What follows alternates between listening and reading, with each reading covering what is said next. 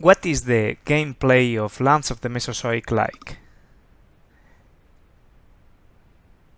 Well, at the beginning of the game, each player will draw 3 land cards, such as those ones, also 2 herbivore cards, like those ones, and 1 carnivore card, like this one. Additionally, there is gonna be a common goal in the center of the table that is shared by all players. In this case, the common goal is medium herbivore herder, which gives 2 points per medium herbivore that has been played during the game. Additionally, each player will draw 2 goal cards that are personal and face down, so they are not shown to the other players, and they will choose one and discard the other. In this case, I have the large carnivore hunter, which gives 3 points at the end of the game per each large carnivore that has been played during the game, or the hydrologist, which gives 3 points per set of 2 cards with at least 1 water or wetland symbol in the cost of the card. So for example, Sunosaurus will qualify for hydrologist because it has a cost that includes a water symbol. So if I had another card, if I played Sunosaurus and another card with a water or wetland symbol, then I will get 3 points. Fasolasuchus, on the other hand, will qualify for the large carnivore hunter goal. So in this case, because I have a couple of water cards in my hand, I think I will keep the hydrologist and discard the large carnivore hunter. But that will be perfectly valid too if you decided to keep that one instead. The fact that I have a large carnivore at this point in time is not very relevant because I won't be able to play it until the second period of the game, so that doesn't really mean anything. But as I said, I will just discard that one and keep the hydrologist goal. Now I'm ready to start the first round. So when every other player has chosen their goal, then you can start. So the first thing you do at the beginning of the first round is to flip the top card of the period deck. The period deck is located in the center of the table, but you can see it here. So if you flip the first card, in this case, it gives 2 cards, 2 land cards. So you will draw 2 random land cards in turn order, and once everybody has done this, then you're ready to start. The period deck in the first period will usually give you extra cards to get started. So this is not necessarily true for the second and third periods, but in the first period, every time you flip a card from the period deck is going to be helpful. So now I also have a spring card that is a wetland, and that can be helpful towards my hydrologist goal. So what I will do is discard 3 cards because the cost, as you can see in the top left corner of the card, is 3. So I have to discard 3 cards from my hand, so I will choose those 3. And I will put the springs into my player board. Also, any card that is put into play from your hand will go exhausted. That means that you turn it on its side, so it cannot be used this round. Now going back to my hand, I still have 3 cards, and I think I will play the river too, because that way I set myself up to have a wetland and a water cards in play, which are both good for my hydrologist goal and will allow me to play cards that have those 2 land requirements. So I will discard the other 2 cards because the cost, as you can see, is 2, and just put it into play. Like so. So once again, it's exhausted. So when you get to this point in your turn, then you will pass because I cannot do anything else. Both my land cards are exhausted and I don't have any cards in hand. So what you do is you pass and you refresh all your cards in your tableau, and then you wait for everybody else to take their turn until everybody else has passed. Then the next round starts and you go back to the period deck, you flip the top card of the deck, and in this case is a carnivore card. So every player in turn order will draw a carnivore card. In my case, I get discard Priacodon, which requires 1 small herbivore in play as well as discarding 1 card. So it's not particularly helpful at this point in time, but it's a card, so I'll keep it. So looking at my tableau, what I have is the springs and the river, so I can exhaust both of them. The springs will give me a herbivore card, while the river will give me a land card. So I can exhaust them and draw those 2 cards from the deck.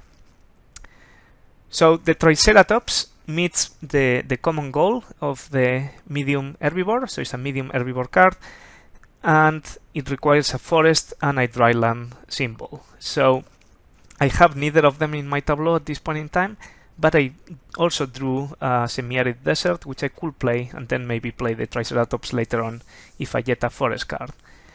I could also discard 2 cards to draw 2 land cards, or 1 herbivore or 1 carnivore card using a special action that I can do once per round, but I think I will just wait and see what happens. So this round I won't do much. I will just pass and refresh my cards again and wait for everybody else to take a turn.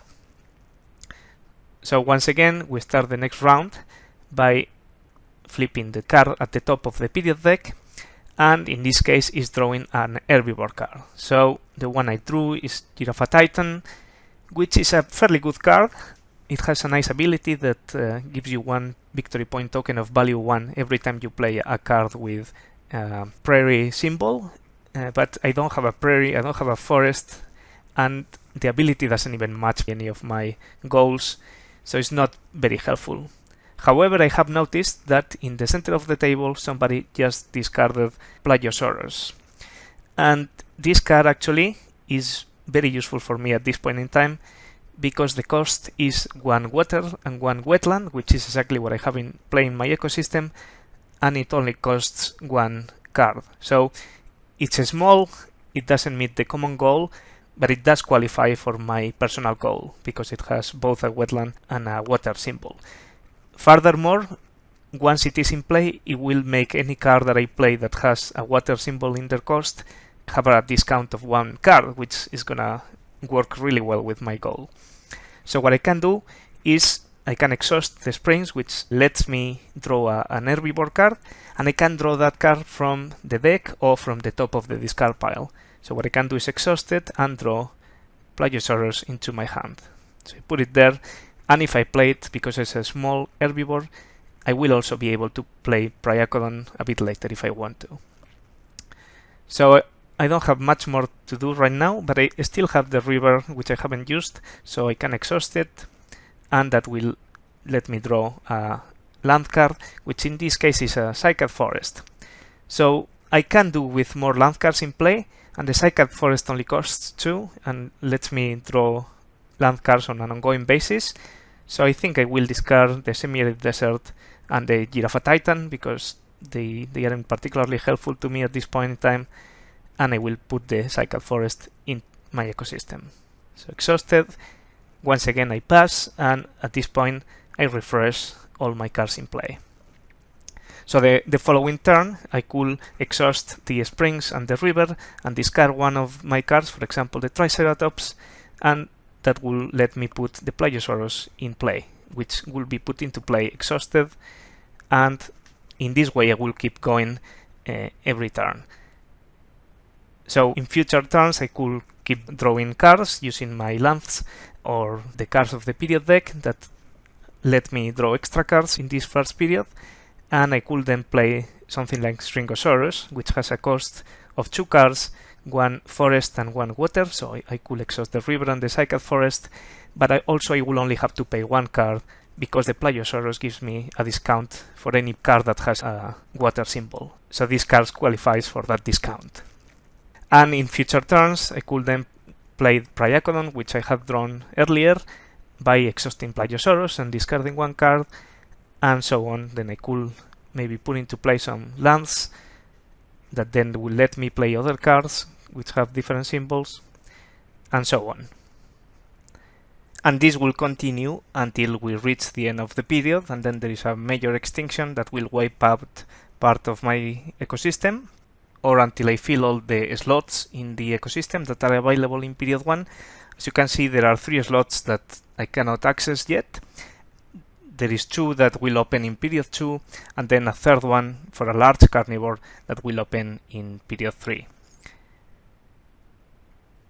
Also, it is possible that some of the cards that you have played will go extinct into your extinction pile in the top right corner. So for example, Priacodon has the ability of going extinct and then drawing a carnivore card of your choice from the discard pile. So you could look through the discard pile and choose one card to take. So I could activate this ability by making it go extinct. So I put it in the extinction pile face down, and then I could draw another card that then I could play like that. So this would require a medium herbivore to put into play and 2 cards, and so on.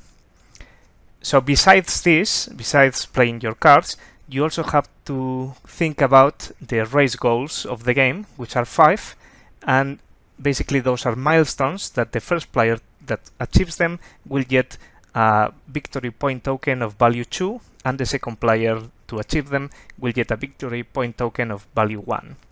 So one of the race goals is for the first person to fill the land row, like this one. So in this case, the second I played the conifer forest completing the land row, I will qualify to claim that victory point token of value 2.